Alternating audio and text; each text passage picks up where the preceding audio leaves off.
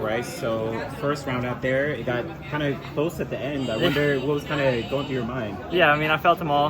It's always tough when you have to lead, to where I was like, when they give me that position, it's always like, all right, let's make it as easy as you can, but then you run the risk of keeping everyone right there, and then it's a drag race at the end. But we're feeling good. Legs were a little heavy in the first round, and now we're going to get days rest to hopefully go flush it out and come back for the semis. But yeah, no, I'm feeling good. I'm excited for it, and yeah, just got to keep making it happen to the final. What's the training look like over the past few weeks leading into USA? It's been it's been a little fragmented. You know, we came over here and you had great opportunities for the Diamond League, and that's always tough going over Europe and just trying to get in the rhythm. And so it's always a trade-off between training and racing. And I think we're losing a little bit because I was trying to stay focused in the training to be ready for here. And the Diamond League just didn't go too well. And but I think we're at where we need to be, and we've been up in altitude, had a little wellness retreat up in the Japanese mountains, and I'm ready. I'm excited to go. How did your training shift since USA's then? Yeah, we kind of like picked it up to where it's like, again, like I was saying, the trade-off to where we know how to make it successful at these races, and I was trying to get the training in, trying to get the weight training in, and then race in Europe. And it's like, it's a lot on the load, and yeah, no, we try to stay focused for this, and I'm hoping it all comes together. Does it ding your confidence at all when you don't run as well as you are used to? I think I've been on the stage for a while now, to where it's like, these guys are all incredible runners, especially in the Diamond League. It's all the best against the world, and they ask so much of it. It's like every time they're like, all right, we're taking you out in world record pace, and it's a little unrealistic, and so it's definitely tough to do that day in and day out.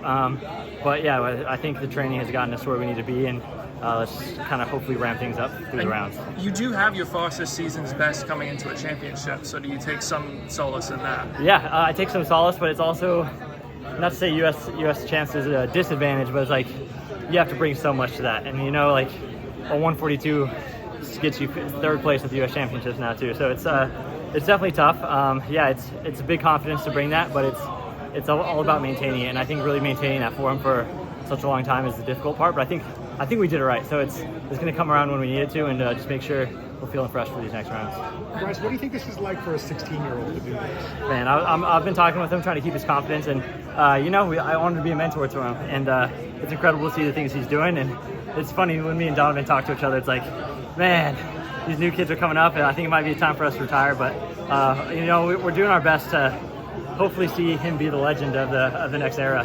And it's cool to see a kid from Texas just like me, and it's really awesome to see the U.S. progress in 800, and it's something amazing to be a part of. I mean, this is probably one of the best eras of 800-meter running in the U.S., and it's never take it for granted. And you know, I'm just trying to make everyone proud. You know, we're trying our best out there.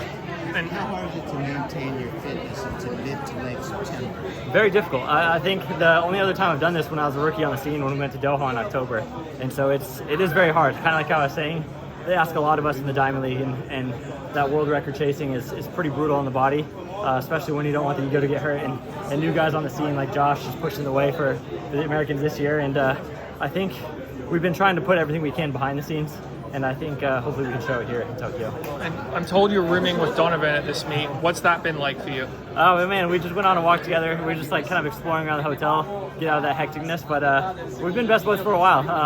It's been fun to be with him, and again, like this era of guys is such a special thing, and hopefully we can put two Americans in the final. And I feel like it's been a little bit since we've done that, so it would be really cool to get both in there, and hopefully two on the podium. It's been something I'm chasing for too long now, but yeah, hopefully we'll do our best. Just last one then, after or going into Doha, that was your NCAA season. You had ran cross country in like 2018 the year before. I wonder if, even though this is the end of the year, if it feels any different knowing, okay, maybe I've done this before. I think I was running on a lot of ignorance in there, and I had no idea what World Championships were, or even pro running scene was at the time. And so I think kind of the not knowing what scene I was on was definitely like helpful. But I think now I've learned to deal with the pressure, but it also is still a lot of pressure. You know, when we come in from 141s last year, it's like that's the new bar, and having to hit that is like kind of what like levels our success, and it's definitely hard to deal with. But I think we've done everything we can. I think it's going to come out well, and hopefully I can show you guys something special come these next races. Sure. Thanks, Bryce. Thanks, guys.